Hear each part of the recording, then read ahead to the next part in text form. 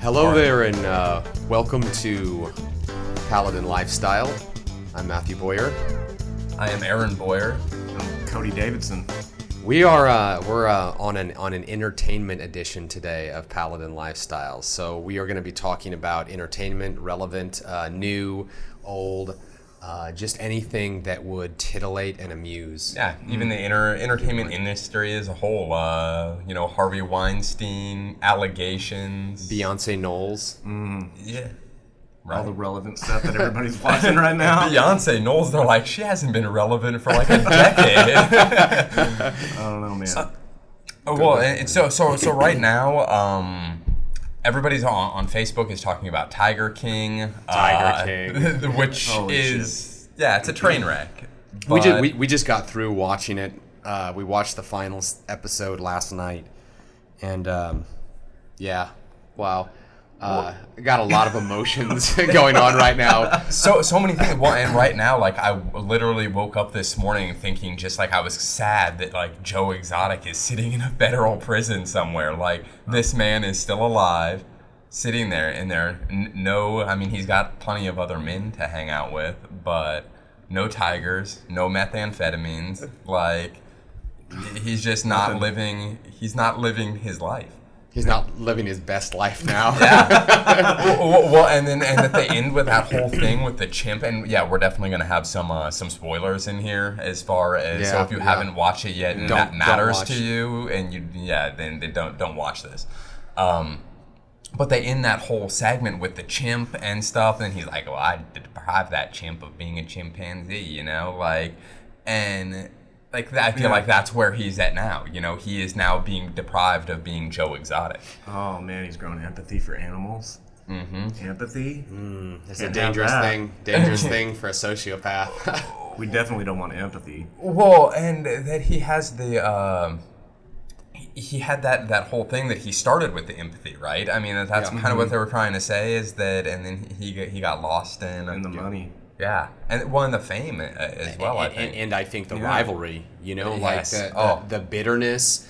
The quote that I love so much is if you have bitterness towards somebody, that's like drinking poison yourself and hoping that they die.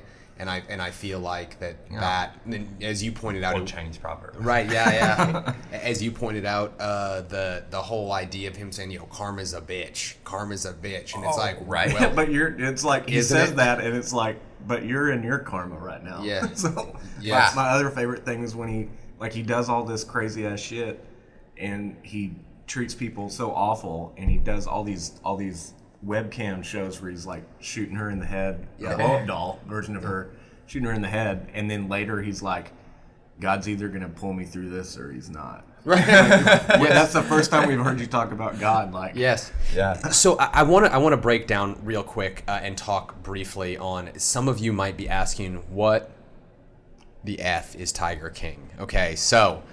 It is a show on Netflix right now. It is a documentary about big tiger trade here in the United States. People who are cub breeders, they have little zoos. It's fascinating. So they focus on a couple of different groups inside of this. So Cody was talking about her. This is Carol Baskins. She's some woman down in Florida that is still alive. Still alive. Still doing her thing. Big cat rescue. Like, everybody has their own story, and what is so crazy, again, we'll continue to fill you in on this and flesh it out a little bit, but what is so crazy is you watch this and it's like every individual is justified in their own eyes. Nobody is doing any wrong. It's always somebody else's fault. Yeah. It is, these people are the apex of human ego. Every single one of them. Yeah. No, but there's so... What I love about it is this documentary shows us, like, over and over again, that we're all part of our own, like, freak show. Yes. Because Carol Baskin is like, she separates herself from all these other people. Like, I'm not like them. Like, I take care of my tigers. I do this and I do that. and it's different than them, but it's obviously not different than them. Correct. And as you peel back the layers, she's just like all the other ones. Yes. And what's really interesting about this documentary is that we kind of become part of that too. Like we're attracted to this documentary because we don't see that this is the way it is every day with everybody, and even including us. Yes. And yes. we become Carol Baskin watching this documentary like, oh, they're crazy. Oh, we're not like that. Yeah. We're not like that at all. Yeah. But we are. Yeah. We don't have tigers, but the way they go about treating each other and dealing with each other in the scope of this documentary is like that we're watching ourselves and saying, oh, that's not me. Well, and I really enjoyed at the end of it the takeaway that probably the only sensible guy on the whole thing, like Joe's campaign manager in that bright young man, right? And he kind of sums everything up. And I think, like you're saying, like if Carol could have walked away from it and said, who cares if he uses my name, whatever, I'm not going to spend millions of dollars fighting this. I'm going to spend millions of dollars on a tiger preserve in Eurasia to, help out the actual problem here. Yeah. But it's or just buying some of his tigers off of him and being like, well, shit, he's going to breed part them. of it, though. Yeah, right. No, exactly. But and I do think that's. But she was already part of it. She bought all those. At one point, she talks about how they kept buying bobcats that were going to be made into coats or something like that. Yeah. In the beginning, that's what they were. That was a thing. Yeah. No, right? I mean, who knew all these secret parts of the United States? Well, and it's amazing in this documentary. I was raised, ever since I've been alive, I thought you had to jump through all these loopholes to get a tiger or to do something like that or to own an exotic pet, and they're making it sound like you can buying a purebred dog is more expensive than buying a tiger in some of these situations. That was crazy. He asked him, he's like, so if I wanted this tiger, how much would it cost me? And he's like, $2,000. I'm like, $2,000? Right. Are you serious? That's right. I've seen a schnauzer on sale for Craigslist for $2,500. Yeah. No, man. Like, I would have thought it would have been much more. Like, why were you asking like $10,000? Yes. It's a tiger. Yes. It's endangered. There's less than 4,000 of them out there in the wild. But what's only 2? Didn't they say that there's 50,000 in the United States though, or something? It was some crazy it was like number. 5,000 to 7,000 or something. Okay. And there's 4,000 in the wild. Yeah, no, that's fine. I was, Right. Well, and not without getting into that, but whenever they say, oh, there's 4,000 of them in the wild, it's like, do you really know? There could be some tiger dense population out there that you've never seen. But I get that they're doing the best job that they can. I wanted to circle this back around a little bit to Paladin cigars, and you said that we all have our own like tiger, or kind of this ethereal or the symbology of the tiger, and it's like, okay, so in our daily life in the cigar shop down here at 6080 South Hewland Street, Suite 790, it is. The cigars are kind of like the tigers a little bit. And then I feel like I get caught up in this a little bit when it's like, okay, well, one of our manufacturers is making this cigar. And it's like, oh, man, this cigar's primo. Like, this cigar's real nice. Like, I'm thinking that it's real good because it comes from one of our guys. And yet it's really not that great compared to some of the other cigars out there. Or vice versa. I'll smoke somebody else's cigar and they're like, oh, this is the best thing ever. And it's like, I smoke it and I'm like, oh, this isn't that great. And I think there's a lot of it's just weird because there's a lot of prejudice that goes into it, just like with these things. Like, oh yeah, I'm not keeping big cats in captivity. Well, actually, Carol, yes, you are keeping big cats in captivity, and maybe you're doing it for a different motivation. But no, I would say though, because I think that there is that element that, and it seems like it's much more prevalent with people with like these exotic pet owners that have like, that they're a weird set of people anyway. But just to give the cigar industry a little leeway or a little support for what it is, I think that it's really nice that you don't see that more often in the cigar world. That a lot of the times, in the 9 years that we've been doing this, I've seen one guy that's like, oh, that cigar is garbage. You shouldn't be smoking that. My cigar is king. Well, there's 2 actually. Yeah, and okay, so there's a handful of people out there. Of course. But for the most part, the culture as a whole is to not put down the cigar that somebody else is smoking, not to, and that's why I have a problem when people get on folks that smoke flavored cigars. It's like, let them do what they want to do, Yeah. So back to Tiger King real quick. 7 episodes, right? It's seven episodes. It's a little drug out, in my opinion. That's the way it is with Netflix on there. Yeah, exactly. I mean, yeah, it's like a Dateline or anything like that. Exactly. They got to have a couple episodes. It's like a lag. You see all that in all their like original series and stuff. You know, I think one of the first big one was House of Cards. Oh yeah. Yeah, and when you watch House of Cards, even going back to like that first season, you can see there's this point in the series where it kind of just takes us a minute to take a breather. Yes. And like go off into this own little like one episode thing. Uh-huh. And it's boring. Sure. Like, why is this there? To give us a couple more episodes. Yeah, exactly. Right. Yeah, And you exactly. see that repeated in like every single thing that they do. And that's fine, you know, whatever.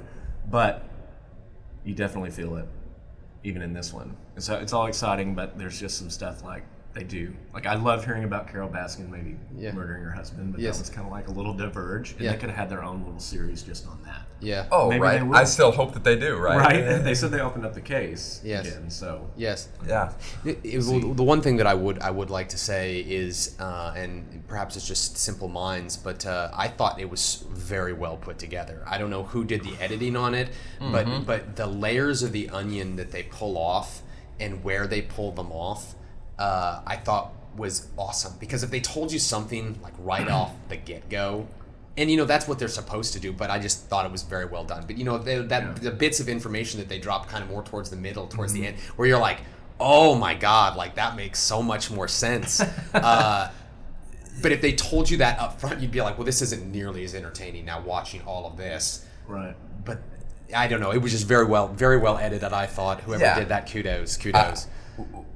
Something I think is, and something I would like to get into more as we talk about entertainment and whatnot, but just the online response to this train wreck that is the Tiger King is what led me to watch the show. And if I would have just been scrolling through Netflix and looking and saw Tiger King, I'd been like, well, that looks interesting, but I would have never actually stopped and watched it.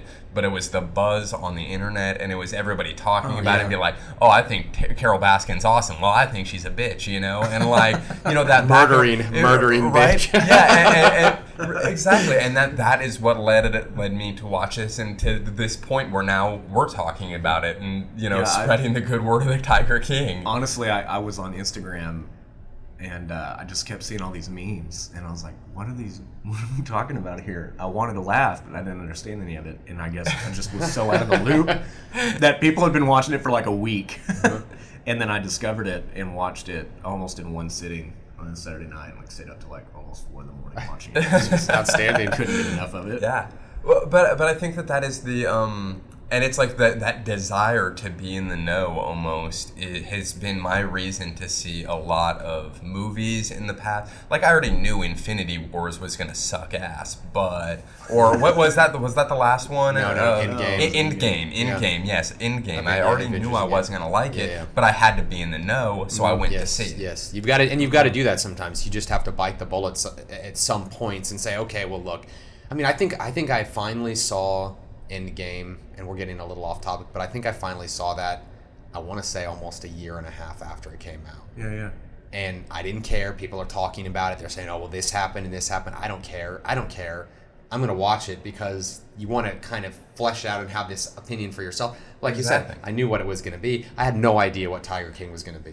That blew my mind. And I think that's the most important thing when it comes to, I guess, anything in life. We don't need to like take it out to the grandiose of all things life, but when it comes to like entertainment, expectation is so important. And I think the reason why some of these series and this stuff is so great is because we go into it with zero expectation about what it's going to be. Like I remember that years ago when Contagion, that movie that came out that's like oddly similar to everything that we're going through right now with the Rona, and everybody blasted that movie for being just not great.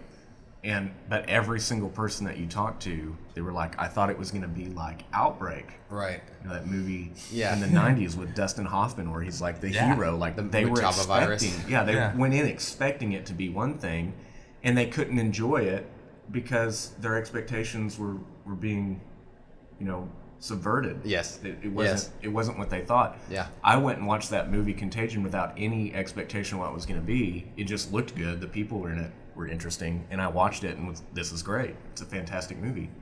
And I think that's kind of the same expectation that we have when it comes to stuff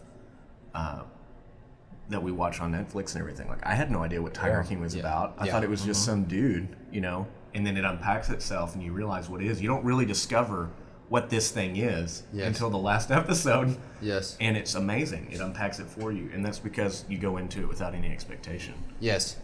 And part of the beauty maybe of what they did with it after the fact is, and I would hope, I mean, we are living in really interesting times, so I'm not sure what the actual impact would be. But I'm hoping that it really did enlighten some people to say, you know what, like, yeah, let's go out and let's help these cats. You know, let's go and do something in a positive manner. Of course, so much of unfortunately our American society is we get this and we go, oh yeah, man, that's not right, that's not okay. Hey, what sports is on right now? Like, yeah. Well, and it doesn't last long with us, and I feel like they did a good job of trying to circle back around with that at the end. And it's like you've got like murder plots, like drugged gay lovers, and all of this, and then at the end they're like, but the big cats need help. Yeah, still. see, and that's Netflix right there entering into their own like entertainment of circle. Sure. Because it's not like Blackfish. Blackfish, there was an agenda behind that documentary. The whole point of watching that movie was to see people and SeaWorld and how they treat these animals like really shitty. Yeah. And the whole goal was like, you should be upset about this. You should see what we're doing to these animals. You should not go to SeaWorld. Yeah, there was no fun character to watch and be like, oh, then it becomes about them. Right. This was like 100% nothing to do with tigers. Yes. It all had to do with the people dealing with the tigers. Yes. Yeah. Yeah, that's You know what I mean? that's and a then, good point. of course, you got to come back around at the end and say, oh, but, remember the tigers. No, I mean, the tigers had very little to do with anything in this except to accentuate how awful these people were. Yeah. Right. So it really wasn't like Blackfish in that way where we're supposed to have a designed attitude about it. Yeah. Yeah, well, and I mean, and I feel like at the end, like, you kind of have just that aspect. And I mean, and there's been a lot of people talking about, like, oh, our zoo's wrong anyway. Is that something you should be taking your child to see, is the imprisonment of these animals for our enjoyment? Yeah, and that's been around, the conversation's been going on for a bit now. And I feel like it touched on that a little bit as well. I do wish that they would have, they mentioned their drug use, and then they just, like, pass over it in one episode, like, and to me that was, it was fair, but at the same time, you're like, all these people are, like, clearly high on meth, but, or cocaine, or whatever. No, and to be more specific, Aaron is referring to the people at the GW, is it GW Zoo? Yeah. Or whatever. So the GW Zoo, that's really where, I don't know that everyone else is using drugs, but at the end of the day, this is just part of the train wreck that is Tiger King as a whole. And I feel like it's that worth watching. Totally worth watching. It's really worth watching, and I feel like that they kind of like brush over that they don't. And I get it that it's not like the meth king or the tiger meth king or whatever, the tiger drug lord, but it's like you clearly see after. I mean, and you watch this thing and you're like, okay, there's something up with these people. Nobody just acts this way, right? But I feel like that they don't really credit that. They act like Joe Exotic should be this rational human being, or that these people should be doing rational stuff. And he's not high on meth. Yeah, right. Exactly. Yeah, it's true. It's true. And I think that's crazy because I would argue that the most likable character that's guilty of doing the things that they're doing, because there's a lot of likable characters like that. Yes. That employee that she got an arm. Yeah. Off. Absolutely. Yeah. And or the guy that was like filming for a reality show. Like those are all very likable people. Well, the even dude without legs. Yeah. Like he's I was really gonna say great. really awesome. But as far as somebody who's like guilty of doing what Joe is doing, and Carol Baskin and Andal and everything, is the meth the meth dealer. Are you talking about Mario? Mario, the cocaine guy. Yeah. He was like, he used to do this stuff, and I don't know, maybe he's still doing it, or maybe he's not. Right. That doesn't matter. The point is he doesn't seem as crazy as they were. It seems like maybe he got all that crazy out when they killed that guy and cut his body up. Yes. But he seemed to be the most level-headed. When you heard him unapologetic. Yes. What I was going to say, when you heard him talk, he was the only realist who was like, yeah, I was there, but. Right. You know, like he says some things where you just hear him and you go, okay, this guy has it more figured out in that he says, yeah, man, like I did these things. Like I think if you talk to, when you listen to all of these other people talk, they would deny everything vehemently. Like I didn't do those things. Or it was somebody else's fault, or exactly. Yeah, Joe made me do it. He was the only one real about it. Like no, I mean whatever. Like I'm part of it. Yeah. Mm-hmm. Well, and his ego really wasn't centric. Yeah, and how he was doing he said he was doing the whole drug thing to pay for his exotic animal addiction, you know? Exactly. Yes. Yeah. So Tiger King, we've been talking about that for a little while on this episode, and it is worth. I mean, would you guys agree that it's worth the watch? I mean, it's if you're interested in that type of stuff, yeah, I would. There was aspects of it that I'm like, man, I'm never gonna get that time back. But I don't know. I watched it twice. No, exactly. And in typical, like we were talking about before, in typical documentary style, they have a lot of B-roll where you're just like, why am I watching this fat man on a ski-doo now? Keep going, but they everything has its filler in life. So one thing that I wanted to talk about real quick. So Cody, I didn't give him, I think, the proper due. And now that we're getting all the way to the end of the episode here, I wanted to let you guys know, Cody, for myself and Aaron, I don't know where Aaron stands on this, but for myself, I wanted to have Cody here, and hopefully he's able to join us in future episodes of our entertainment, our lifestyle entertainment, because for me, I've talked with Cody a lot. He has watched a lot of movies, but he has such a nice view on movies. A lot of things that I've watched, and he can't convince me that Endgame is a good movie, but there's so many movies that I've watched that I've listened and I've talked with Cody and maybe talked about before the experience or after the experience. And just the things that I get to pull out of it, it's just like, it's really nice, and it gives me a new view on it. So that's one of the reasons personally I'm really glad that you're here this morning, because again, your views have helped shape the way that I see cinema. And that's something that I would really like to talk about, maybe not this episode, but next, is what is cinema? Yeah.